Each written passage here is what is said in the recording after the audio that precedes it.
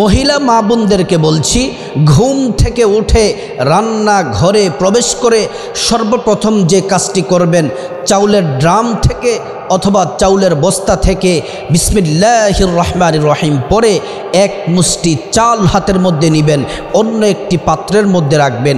এই চাউলগুলা দিয়ে কি করবেন আমি আপনাদেরকে বলে দিচ্ছি। প্রিয় দিনদার ইমানদার মুসলিম ভাই বোনেরা, আল্লাহ পাক সরাসরি কোরআনের মধ্যে রাসূলুল্লাহ সাল্লাল্লাহু আলাইহি ওয়াসাল্লামকে আল্লাহ তাআলা বলেছেন, হাবিব আপনার উম্মতদেরকে আপনি জানিয়ে দেন, আপনার উম্মত যদি আপনি রসুলকে যদি আপনার উম্মত অনুসরণ করে তাহলে আমি আল্লাহর ভালোবাসা হবে। আর আমি আল্লাহর ভালোবাসা যদি তারা পেয়ে যায়, আমি আল্লাহ তাআলা তাদেরকে অফুরন্ত রিজিক, ধন দৌলত যা চাইবে আমি আল্লাহ তাআলা তাদেরকে তাই দিব। আল্লাহ পাক কোরআনুল কারীম আল্লাহ জানিয়েছেন, কুল ইন কুনতুম তুহিব্বুনাল্লাহা ফাত্তাবিউনি ইউহিব্বুকুমুল্লাহ ওয়া ইয়াগফির লাকুম যুনুবাকুম ওয়াল্লাহু গফুরুর রহিম। আল্লাহ তাআলা বলছেন, হাবিব আপনি বলে দিন, ইন কুনতুম তুহিব্বুনাল্লাহ, আমার বান্দারা যদি আমি আল্লাহর ভালোবাসা যদি পেতে চায়, আমি আল্লাহকে যদি ভালোবাসতে চায়, ফাত্তাবিউনি, তারা যেন আপনি রসুলকে যেন অনুসরণ করে। প্রিয় দিনদার ইমানদার মুসলিম ভাই বোনেরা, রসুলুল্লাহকে অনুসরণ করতে হবে, রসুলের সুন্নাহকে জিন্দা করতে হবে।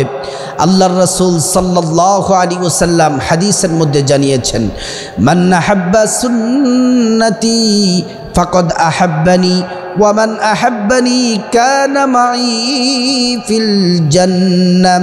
আল্লাহর প্যারা হাবিব আমাদের নবীজি সাল্লাল্লাহু আলাইহি ওয়াসাল্লাম জানিয়েছেন, যে আমার উম্মত আমার সুন্নতকে ভালোবাসলো, আমার সুন্নতকে আঁকড়িয়ে ধরলো, সে যেন আমি রসুলকে ভালোবাসলো। আর যে আমি রসুলকে, আমি নবীকে, আমি রসুলকে যারা ভালোবাসবে, আমি নবী, আমি রসুলের সাথে তারা জান্নাতে থাকবে। সুবহানাল্লাহি ওয়া বিহামদিহি। প্রিয় দিনদার ইমানদার মুসলিম ভাই বোনেরা, বিশেষ করে মহিলা মা বোনদেরকে বলছি, চাউলের সাথে এবং বিসমিল্লাহ পড়ার সাথে আল্লাহর রসুলের সুন্নাতের কানেকশন আছে। আল্লাহর হাবিব সাল্লাল্লাহু আলাইহি ওয়াসাল্লাম বলছেন, ও জগৎবাসী শোনো, প্রতিটি কাজের শুরুতে তোমরা পড়ো বিসমিল্লাহির রহমানির রহিম। হাদিসের মধ্যে নবীজি বলছেন, বিসমিল্লাহ পড়ে যে কাজ করা হয় সে কাজে আল্লাহ তাআলা সফলতা দান করবেন। আল্লাহর হাবিব সাল্লাল্লাহু আলাইহি ওয়াসাল্লাম আরও বলেন, বিসমিল্লাহির রহমানির রহিম পড়ে পড়ে যদি প্রতিটি কাজ যদি আমার উম্মতেরা করে, তাহলে আল্লাহ পাক রব্বুল আলামিন জাহান্নামের 19 জন ফেরেশতা আছে, ওই জাহান্নামের 19 জন ফেরেশতা থেকে আল্লাহ তাআলা রক্ষা করবেন, হেফাজত করবেন। সুবহানাল্লাহি ওয়া বিহামদিহি। শুধু তাই নয়, বিসমিল্লাহর আমল যদি আমার মহিলা মা বোনেরা ঘরের মধ্যে যদি জারি করে দেন, আপনার ঘরে আল্লাহর পক্ষ থেকে রহমত বরকত নাজিল হবে। আর আপনি বিসমিল্লাহ পড়ে যে জিনিসের মধ্যে হাত দিবেন সেটার মধ্যে বরকত হবে। বিসমিল্লাহ পড়ে আপনি যদি তরকারি কাটাকাটি করেন, তরকারির মধ্যে বরকত হবে। আপনি যদি বিসমিল্লাহির রহমানির রহিম পড়ে যদি মাছ কাটেন, সেটার মধ্যে বরকত হবে। গোশত কাটাকাটি করলে বরকত হবে। চাউলের ড্রামে যদি বিসমিল্লাহ বলে যদি হাত দেন, এক মুষ্টি চাল আপনি অন্য একটি পাত্রের মধ্যে রাখবেন। আমি বলে দিচ্ছি, তার আগে মূল্যবান কিছু কথা আমি আপনাদেরকে বলতে চাই।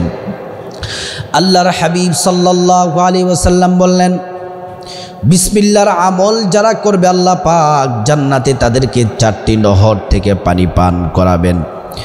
1 নাম্বার হলো মধু, 2 নাম্বার হচ্ছে দুধ, 3 নাম্বার হচ্ছে শরাব, 4 নাম্বার হচ্ছে কোমল পানীয় আপনাদেরকে আল্লাহ তাআলা পান করাবেন।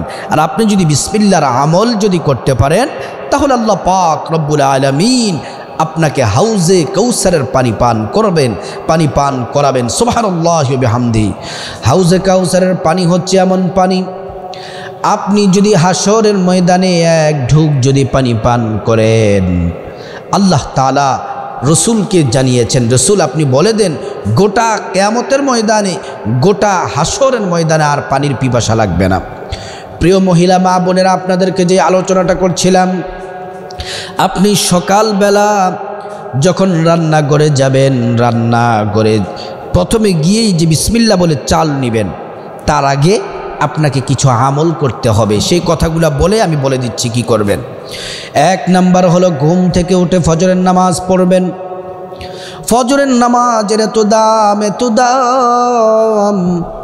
ফজরের নামাজ যদি পড়েন, নবীজির স্ত্রী আমাদের আম্মা জান আয়েশা সিদ্দিকা রাদিয়াল্লাহু আনহা বলেন, যে ব্যক্তি ফজরের 2 রাকাত সুন্নত পড়বে, ফজরের নামাজ তো 4 রাকাত, 2 রাকাত ফরজ আর 2 রাকাত সুন্নত। প্রথমে 2 রাকাত সুন্নত পড়তে হবে, তারপরে 2 রাকাত ফরজ পড়তে হবে।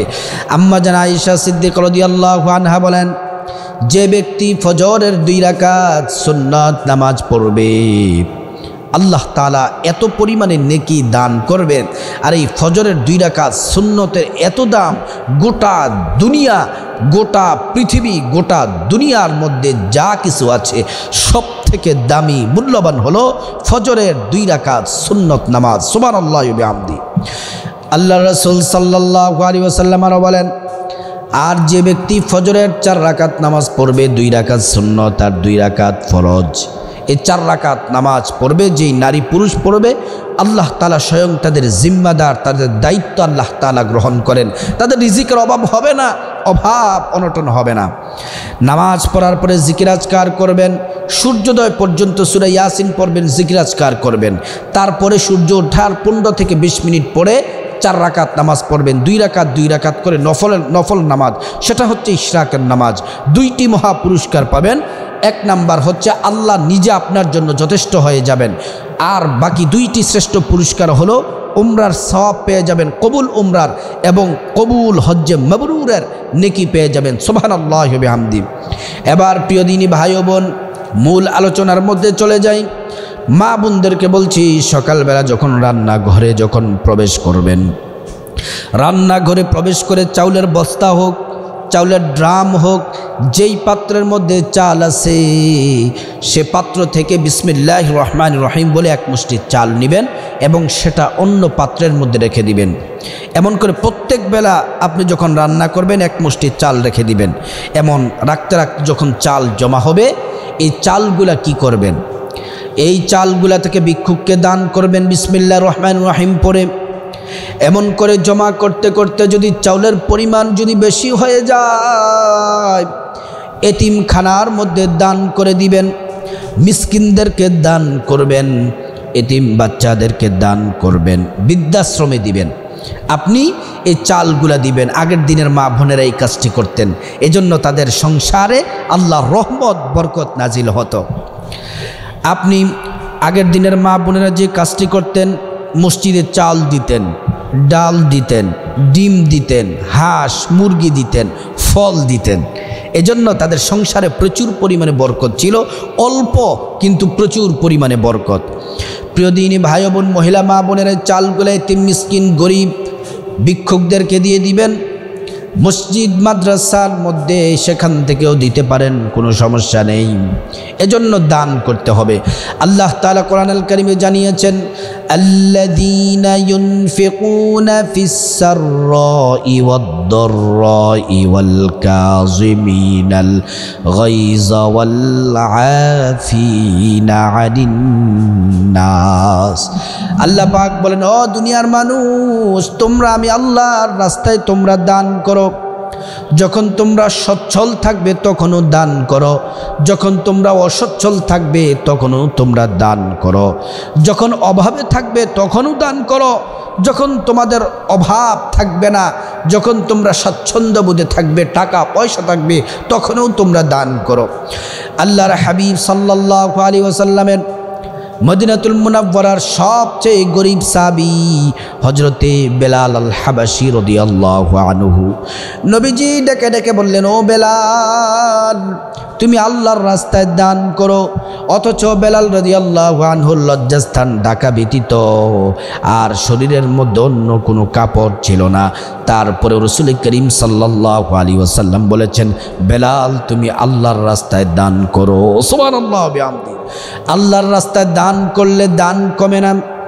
আপনি যদি আল্লাহর রাস্তায় যদি দান করেন, 1 টাকা হোক 100 টাকা হোক, আল্লাহর রাস্তায় দান করলে আল্লাহ পাক সেটা ডান হাতের মধ্যে আল্লাহ গ্রহণ করেন, কুদরতি ডান হাতে আল্লাহ তাআলা গ্রহণ করেন।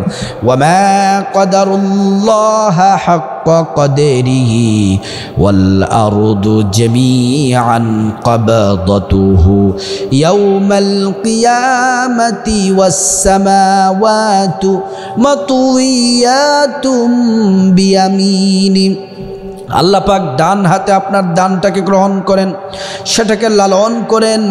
যেমন করে আমাদের একটি গাভী থেকে 2টি হয়, 2টি থেকে 3টি, এমন করে করে গাভীর পাল হয়ে যায়, উটের পাল হয়ে যায়, মহিষের পাল হয়ে যায়, ভেড়ার পাল হয়ে যায়, 1টি থেকে 2টি 100 200 এমন করে করে যখন পাল হয়ে যায়, এমন করে আপনি যদি দান করেন বৃদ্ধি হতে থাকে।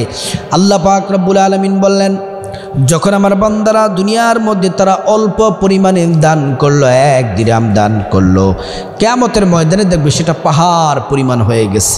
এটা দেখে বলবেন আমি তো এত টাকা এত দিনার দিরহাম দান করিনি। আল্লাহ বলবেন তুমি 1 টাকা দান করেছো, সেটাকে আমি আল্লাহ বাড়াতে বাড়াতে আজকে পাহাড় পরিমাণ হয়ে গেছে। সুবহানাল্লাহ বিহামদি। এজন্য মা বোনদেরকে বলছি, আপনারা ঘরের মধ্যে বিসমিল্লাহর আমল জারি রাখুন এবং প্রতিদিন সকালে আপনি রান্নাঘরে প্রবেশ করে ওই চালের ড্রাম থেকে চাল নিয়ে একটি পাত্রের মধ্যে রেখে দিন, সেখান থেকে অভাব দরিদ্র গরিব মানুষদেরকে দান করুন। আল্লাহ তাআলা সংসারে প্রচুর পরিমাণে বারাকা দান করবেন। আল্লাহ পাক আমাদের সবাইকে নবীজির প্রত্যেকটা সুন্নাতকে আমাদের জীবনে যেন আমরা আঁকড়িয়ে ধরতে পারি, নবীজির সুন্নাহ মোতাবেক যেন আমাদের জীবন পরিচালনা করতে পারি। আল্লাহ পাক আমাদের সবাইকে তৌফিক দান করুন।